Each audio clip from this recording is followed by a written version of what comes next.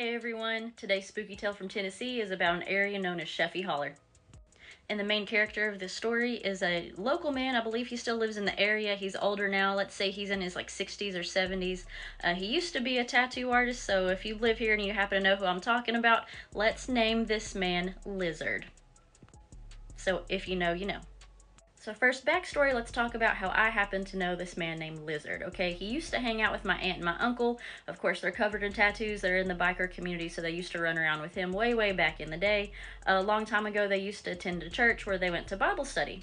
They went with this man Lizard one time, okay? So they said that at the Bible study, there was minors there. There was a girl who was in middle school or something. She was 13 or 14. And this girl happened to be kind of blessed for her age, looked a little bit older, and they said that at the Bible study, this man Lizard just outright asked this girl, "Can I see your tits?" In front of other people. So from then on, they were done with him. They were like, "You're weird, you're gonna make us look bad, we can't chill with you no more." Now, this man has a reputation of having some kind of a really big house out towards Sheffey Holler, and he has a reputation of grooming minors, especially young teenage girls, middle school, early high school girls that are runaways. Maybe they're, in and out of halfway houses for whatever reason. They come from broken homes, and he grooms them, and he just has a collection of these young girls, and it's just like he's running his own creepy Too Young Playboy Bunny mansion over somewhere out in the middle of nowhere in this area.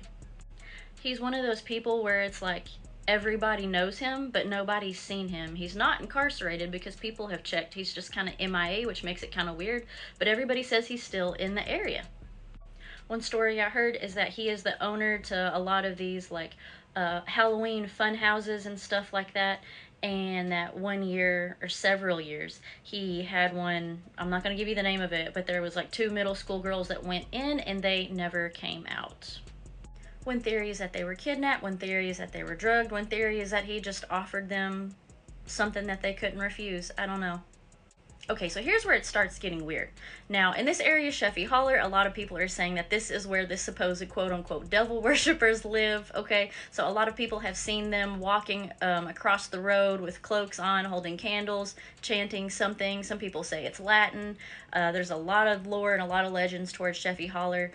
Supposedly, this is an area where they used to hang runaway slaves. There's trees that when you walk up on them and touch them, it's freezing cold even in the summertime. Now, folks living near the South Green area, they have plenty of stories where they would drive their car through Sheffey Holler around Halloween or auspicious times like 3 in the morning or midnight, and their car would just die all of a sudden for no reason, or they would see lots of shadow people or shadow entities running across the road. Altogether, it's just a really creepy place, so there's people that's like, "Oh, there's nothing haunted out there," and I've met many people that have stories about Sheffey Holler.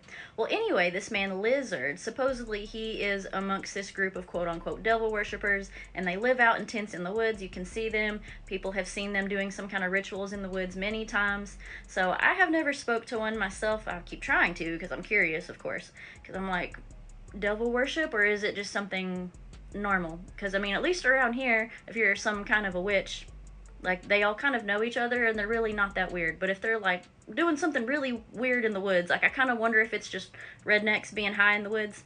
I kind of want to find this out. Anyway, these stories have been going on since before I was born in the 90s, and this man Lizard's house is supposedly out that way, and people claim that in his front yard he has some kind of a satanic altar. I don't know about this. I need to investigate. Over the course of years, especially back in the times before social media was more common, people have stories about their friends from school going missing, and supposedly they're hanging out with this man Lizard. Supposedly they live at his house. He just takes in these random stray underage girls. One theory is that he uses them for some kind of a satanic sacrifice, and that's why they go missing. Now, one story that I've heard recently about Lizard is that he no longer lives in the same house with the creepy altar in the front yard that you could plainly see from the road, supposedly. But I heard that he no longer lives there and he's still somewhere in the vicinity, lurking in the woods in his old age to conceal his identity. So if you happen to live here and you do know who I'm talking about now, remember we're calling him Lizard, okay? So don't comment nothing on this page with his actual name. Have you met him? What was your story on him? Do you have something else that you could stitch and share with us? Do you or did you ever live near or around Sheffy Holler, and did you also see any kind of shadow people? Did you also see these quote unquote devil worshippers running around in the woods? What is your stories of them present day? Because the last time I've heard a lot of these stories, I was in high school. It was a while ago, but somebody had mentioned this man Lizard the other day. It brought back a lot of spooky memories. I remember locally, if it was Halloween and you wanted to go with your friends to some kind of like a haunted maze, haunted hayride, or some kind of a Halloween funhouse, our parents were so worried and strict about us going just because they were like, "Oh, I don't want you to go to that one funhouse where this man Lizard owns it, because these little girls disappear when they go in there." Like it's just a common story that everybody's parents tell them here. Now, despite my going and looking for something spooky out in Sheffy Holler, I've never seen anything very obvious, but I remember in high school and through college, many people have tons of spooky stories about what they've seen in Sheffy Holler. So if you live here, please stitch this and tell us your story. Thank you. Also, if you're an adult now, and did you ever happen to have a run-in with this man that we're calling Lizard, okay? So, like, raise your hand if you were personally victimized by Regina George in the woods, okay? So, what is your story? Did you survive? Did you feel safe?